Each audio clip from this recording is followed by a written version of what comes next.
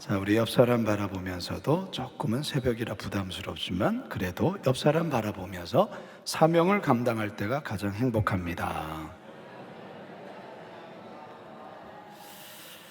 뭐 할 때가 가장 행복하다고요? 사명을 감당할 때가 가장 행복한 겁니다. 인생에서 가장 행복한 사람이란 어떤 사람일까? 그것은 자신에게 주어진 인생 동안, 자신의 주어진 삶 동안에 자기에게 주어진 사명을 발견하고 그 사명을 위해 살다가 결국 사명과 함께 죽는 사람, 바로 이런 사람이 세상에서 가장 행복한 사람입니다. 오늘 우리가 대하는 본문에서의 이 여호수아가 바로 그런 인생을 산 사람이라 할 수가 있습니다. 오늘 본문은 시작과 함께 여호수아의 나이가 매우 늙었다라는 사실을 우리에게 알려줍니다. 우리 1절 상반절 함께 읽습니다. 시작. 여호수아가 나이가 많아 늙음에. 우리는 젊은 여호수아만 사실 생각을 많이 하거든요. 여호수아가 그 용맹스러운 전쟁터에 나가서 싸운. 근데 오늘 본문에 보면 여호수아 또한도 인생의 흐름 속에 그의 나이가 어떻다고요? 많았다, 이렇게 말하고 있습니다. 그러면 이 본문의 여호수아의 나이가 과연 몇 살일까? 여호수아 마지막 장인 24장에 보면 여호수아가 110세에 죽는 그런 내용이 기록되고 있는데요, 이것을 기준으로 계산을 해보면 현재 여호수아의 나이는 102세 정도가 됩니다. 혹시 이 자리에 102세가 되시는 분 계시진 않죠? 네, 다 그 밑에일 거라 생각을 하는데요. 여호수아는 어떤 인생을 산 사람일까? 그는 평생을 모세 곁에서 모세의 수종자로 살다가 이스라엘 백성들과 함께 40년 광야 생활을 마치고 가나안 땅까지 들어와 가나안 정복 그 사명을 감당했던 사람, 그가 바로 여호수아입니다. 그래서 여호수아는 평생을 전쟁터에서 수많은 적들과 싸우며 하나님 나라를 세우며 지금까지 살아왔습니다. 이게 그의 사명이었죠. 전쟁터에서 수많은 적군들과 싸우며 하나님 나라를 세우는 바로 그의 삶, 그게 그의 사명이었습니다. 여러분, 사명이란 뭡니까? 사명이란 말을 우리 그리스도인들은 참 많이 사용하고 있는데요, 사명이란 내가 존재하는 이유이자 목적이고 내 인생 최고의 가치이자 행복이며 이루어야 할 과업, 이게 바로 사명이에요. 자, 사명에 대해서 다시 한번 알려드립니다. 사명이란 뭐냐? 내가 존재하는 이유이자 목적이고 내 인생 최고의 가치이자 행복이며 이루어야 될 과업, 이게 바로 뭐라고요? 사명이다. 여호수아는 이 사명을 따라 살아왔어요. 자, 그런데 오늘 본문에 보면 가나안 땅에는 여전히 정복해야 될 땅이 아직도 많이 남아있다는 것을 보여주고 있습니다. 자, 본문 1절 하반절에서 2절 상반절 시작. 얻을 땅이 매우 많이 남아있도다. 이 남은 땅은 이러하니. 자, 여호수아는 그동안 가나안의 주요 거점들을 정복했어요. 2절 후반부터 소개되는 지중해 해안선을 따라 형성되어 있는 블레셋 땅과 이집트 쪽으로 치우쳐 있는 가나안 남부와 레바논 쪽의 지역을 비롯해서 가나안의 많은 지역이 아직 정복되지 않은 겁니다. 따라서 남아있는 미정복지들을 완전히 소탕하고 완전히 정복하기 위해서는 계속해서 싸워야 했다는 거예요. 하지만 지금 여호수아의 나이가 어떻다고요? 매우 많아 늙었다라는 거예요. 세월 앞에 장사 없다라는 말처럼 여호수아 또한도 그렇습니다. 여호수아가 혈기왕성했을 때, 젊었을 적 이스라엘 병사들을 이끌고 전쟁터에 나가서 이렇게 싸우며 큰 공을 지금까지 세워왔어요.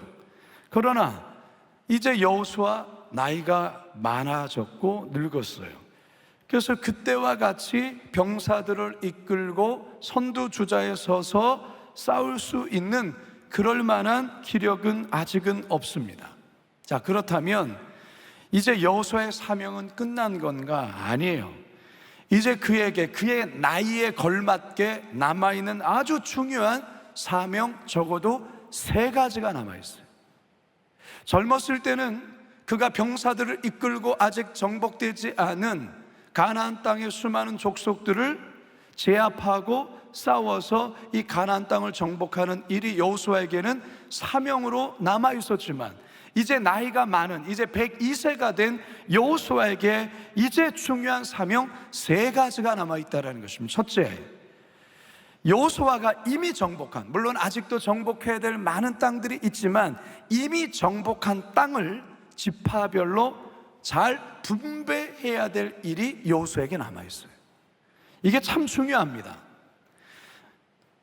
땅을 정복하는 것도 대단히 중요하지만 이미 정복한 그 땅을 이제 12지파별로 이것을 잘 쪼개고 나누는 것이 더 중요한 사명으로 남아 있는데, 이거 여호수아가 잘 해야 될 사명이다, 그거예요. 이거 제대로 하지 못하면 이스라엘 내에 엄청난 내분이 일어날 수 있습니다. 자, 두 번째 사명은 아직 정복하지 못한 땅. 여호수아가 직접 병사들을 이끌고 나가 싸울 수 있는 그러한 이제 젊음은 없지만, 젊었을 때처럼 그렇게 할 수는 없지만 이제 이 정복할 수 있도록 차세대 지도자들과 차세대 병사들을 세우는 일, 이것 또한도 중요한 사명이다라는 거예요. 모세 이후에 여호수아 자신이 후임으로 세워져서 가나안 정복 사역을 잘 해내는 것처럼 여호수아 본인 이후에 각각의 12지파의 지도자들을 잘 세워서 아직 미개척지를 잘 개척해 나갈 수 있도록 차세대 리더를 세워야 되는 아주 중요한 사명이 여호수아에게 남아있어요. 자, 이제 마지막 세 번째 사명은 뭐냐? 여호수아의 아름다운 퇴장에 대한 부분이에요. 여호수아가 아름답게 잘 퇴장해 줘야 돼요. 이게 여호수아에게 남은 마지막 세 번째 사명입니다. 어쩌면 이 세 번째가 여호수아가 지금까지 사명을 정말 잘 감당했는가, 그렇지 않는가를 평가할 수 있는 가장 중요한 사명이라 할 수가 있습니다. 자, 3가지 사명이 뭐라고요? 여러분들이 좋으나 좋지 않느냐 제가 지금 확인하는 거예요. 첫 번째, 이미 정복한 땅을 지파별로 잘 분배하는 일, 여호수아 잘해야 된다는 거죠. 두 번째 뭡니까? 아직 정복하지 못한 그 땅 정복할 수 있도록 차세대 지도자들, 리더를 세워야 돼요. 그리고 세 번째 뭡니까? 아름답게 잘 퇴장해 줘야 돼요. 이게 여호수아에게 남겨진 3가지 중요한 사명이에요. 여러분, 지금까지 여호수아가 사역을 잘해왔어요. 지금까지 잘해왔는데 이제 이 3가지 마지막으로 잘 해줘야 합니다. 근데 제가 오늘날 교회를 보게 되면 마지막 3번째 사명이 여호수아에게 뭐라고 했습니까? 아름다운 퇴장이라고 했죠. 이거 잘하지 못해서 혼란과 분열, 그리고 다툼으로 아픔을 겪고 있는 한국 교회들이 많이 있어요. 최근에도 어느 대형 교회가 이 부분으로 인한 어려움을 겪고 있는 부분들을 보게 됩니다. 여호수아에게 아주 중요한 사명이에요. 그러니까 성도 여러분, 102세가 된 여호수아에게는 젊었을 때의 사명 못지 않은 아주 중요한 사명이 이렇게도 많이 남아 있다라는 거예요. 이전에 감당했던 사명도 중요하지만 이제 남은 사명도 더 중요합니다. 자, 이것을 볼 때 우리는 생명이, 목숨이 끊어질 때까지 우리에게는 각자의 남겨진 사명이 있다 없다? 있다라는 거예요. 젊었을 때는 젊었을 적에 감당해야 될 사명이 분명히 있어요. 그러나 나이가 많아서 기력이 쇠하지만 그런 사명이 끝났는가? 아니라는 거예요. 그 나이에 걸맞는 사명이 여전히 남아있어요. 언제까지요? 주님 앞에 서는 그날까지. 그것을 발견하셔야 돼요. 어느 한 포털 사이트 연합 뉴스 기사에 240만 명의 아기를 구한 할아버지의 은퇴식이라는 제목의 한 기사가 올랐던 적이 있습니다. 호주의 사람인데요, 나이가 81세가 되신 할아버지입니다. 이 할아버지에 대한 어떤 기사가 실렸냐면, 이 할아버지가 지난 61년 동안 무려 1173회 헌혈을 했다라는 거예요. 근데 이 할아버지가 이 피가 일반인과 조금 다른 희귀한 혈액이었습니다. 희귀병을 앓고 있는 아기 환자를 치료할 수 있는 항체가 이 할아버지 피 속에 있었던 거예요. 그래서 이 할아버지가 61년 동안 많은 혈액을 했고, 그의 피로 인해서 지금까지 240만 명의 아기들이 치료를 받아서 생명을 얻게 된 거예요. 이제는 너무 나이가 많게 된 거죠. 80세를 넘었으니까 이제 더 이상 헌혈을 할 수 없게 되면서 마지막 1173번째 헌혈을 하게 됐는데, 이 마지막 헌혈하는 그날에 이 할아버지의 피로 인해서 그 아기의 생명을 건진 그 부모들이 할아버지에게 찾아와서 감사를 전하게 된 그런 기사를 본 적이 있어요. 여러분, 사명을 발견할 때가 어떻다고요? 행복한 거예요. 자, 이 할아버지의 이 사명, 피를 수혈하고 피를 헌혈하는 이 사명을 발견하게 된 거예요. 이것으로 인해서 수많은 아기들, 항체가 없는 수많은 아기들의 생명을 살리게 되었다라는 것을 알게 된 거죠. 그의 피가 다할 때까지 그가 이것을 감당했어요. 누가 가장 행복한 사람일까요? 피를 뽑은 할아버지 이분일 거예요. 사명을 감당할 때 행복한 거예요. 사명을 감당할 때 내가 살아있다는 것을 느끼게 됩니다. 이게 바로 행복이죠.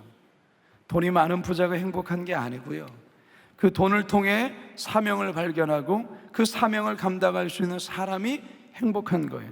높은 권력이 있는 자가 행복한 게 아니고요, 그 높은 권력을 통해 사명을 발견하고 그 사명을 마지막까지 감당하는 사람이 행복한 거예요. 병이 있어서 불행한 것이 아니에요. 오히려 그 병을 통해서 내가 할 수 있는 사명을 발견하게 될 때 그는 더 이상 불행한 사람이 아니요, 누구보다 행복한 사람이 될 수 있습니다. 할렐루야. 자, 그런 의미에서 여호수아는 어떤 사람이다? 행복한 사람입니다. 비록 나이가 많았지만 그는 마지막까지 감당할 사명이 남아있기 때문에 그렇습니다. 13장 6절의 하반절에서 7절 시작. 너는 내가 명령한 대로 그 땅을 이스라엘에게 분배하여 기업이 되게 하되, 너는 이 땅을 9지파와 므낫세 반지파에게 나누어 기업이 되게 하라 하셨더라. 이게 이제 남은 여호수아가 이제 남은 나이인, 남은 세월 동안 감당해야 될 사명이라는 거예요. 목회자임의 시민운동가였던 마틴 루터킹 목사님이 어느 날 워싱턴시를 지나다가 한 흑인 청소부가 갖은 욕설을 퍼붓고 짜증을 내면서 청소하고 있는 모습을 우연히 보게 되었어요. 목사님은 그의 곁에 조용히 다가가서 이렇게 이야기합니다. 여보게, 젊은이, 하나님께서 자네에게 맡기신 지구의 한 모퉁이를 쓸고 있다는 자부심으로 청소하면 어떻겠나? 자네가 청소를 할 때에 베토벤이 음악을 작곡하듯, 미켈란젤로가 조각을 하듯, 괴테가 작품을 쓰듯이 그렇게 하나님의 일을 한다고 생각한다면 자네는 분명 행복한 사람이 될 걸세.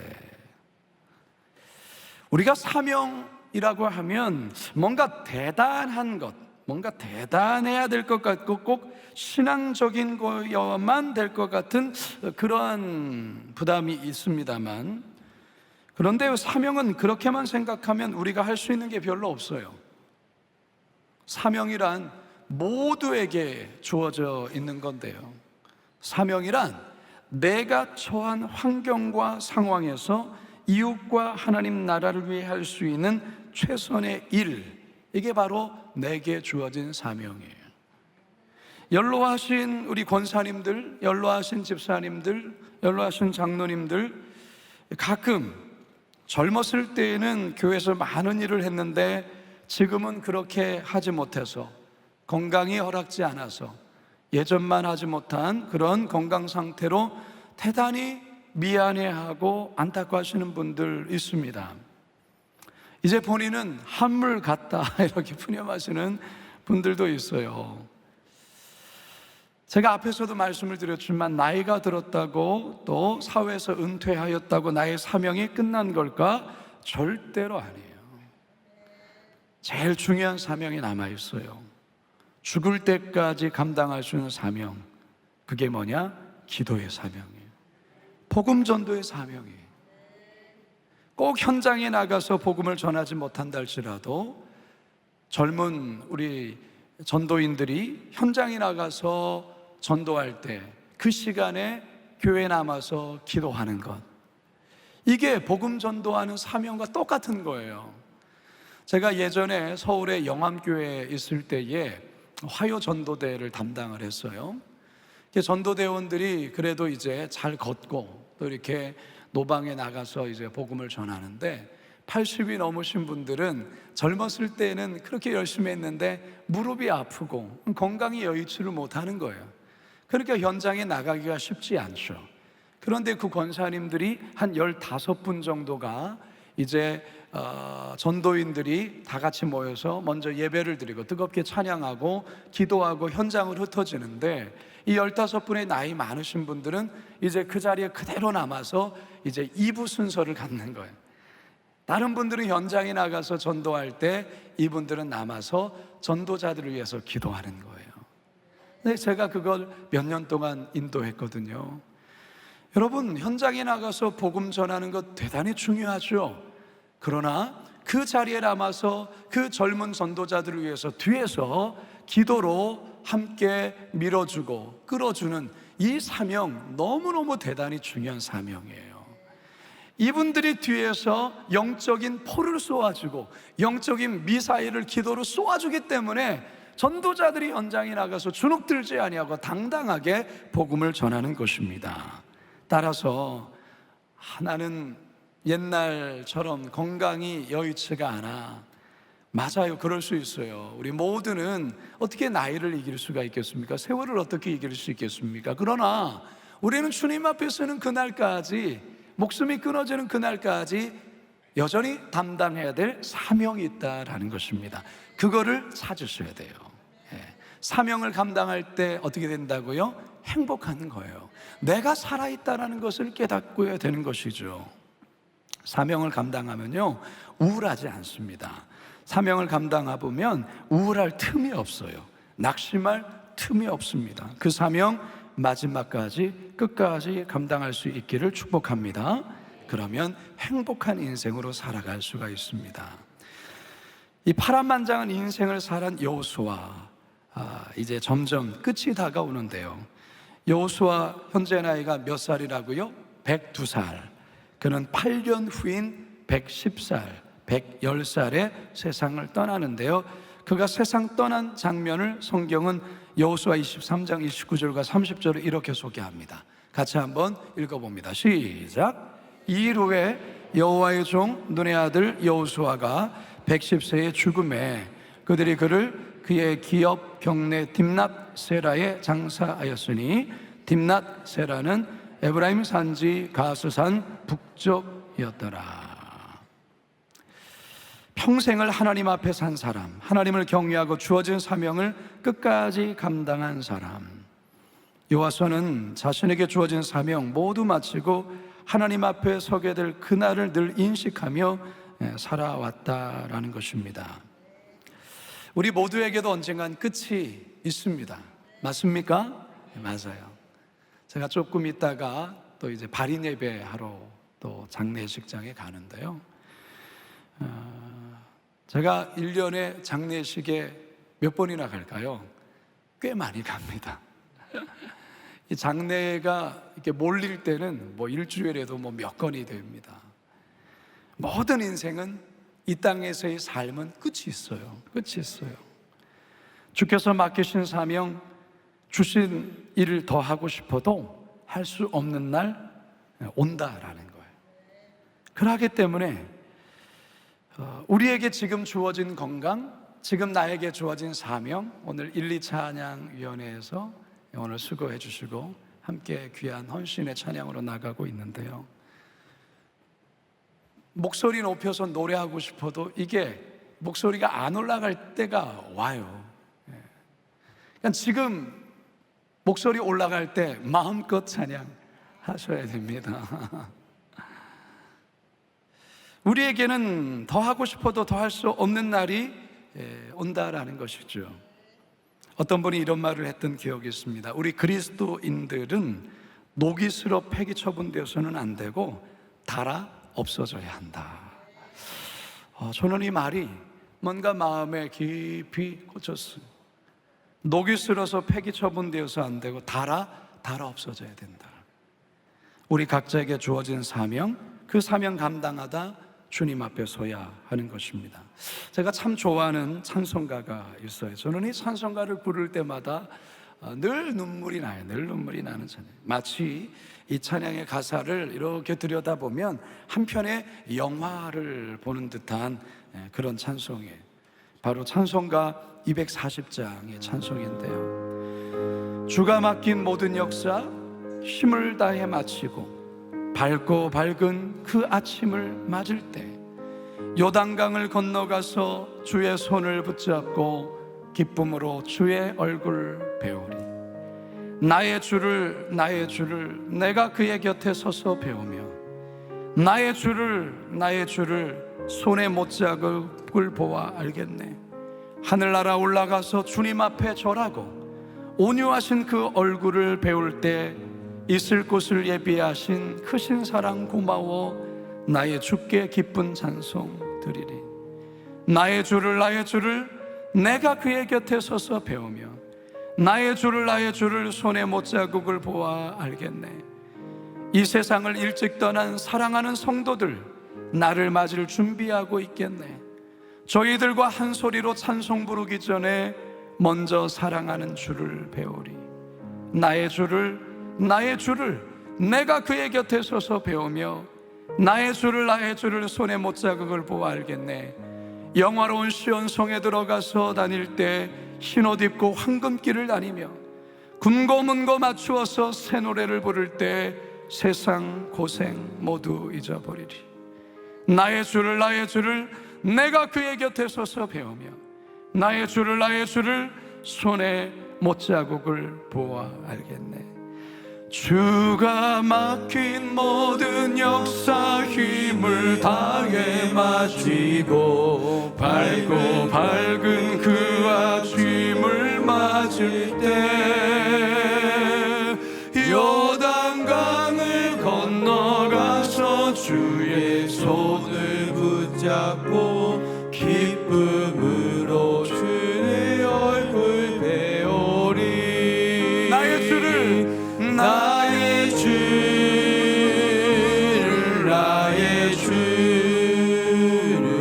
내가 그의 곁에 서서 배우며 나의 주를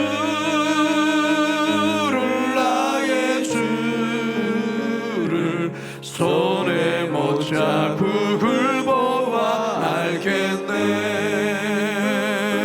하늘나라 올라가서 주님 앞에 절하고 온유하신 그 얼굴을 배울 때 있을 곳을 예비하신 크신 사랑 고마워 나의 주께 기쁜 찬송 드리리. 나의 주를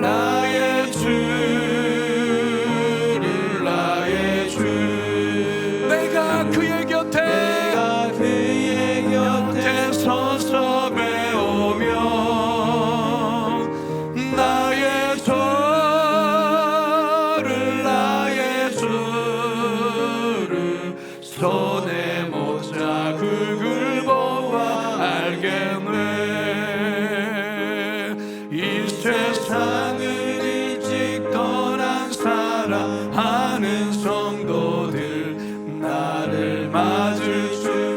어찌하고 있겠네.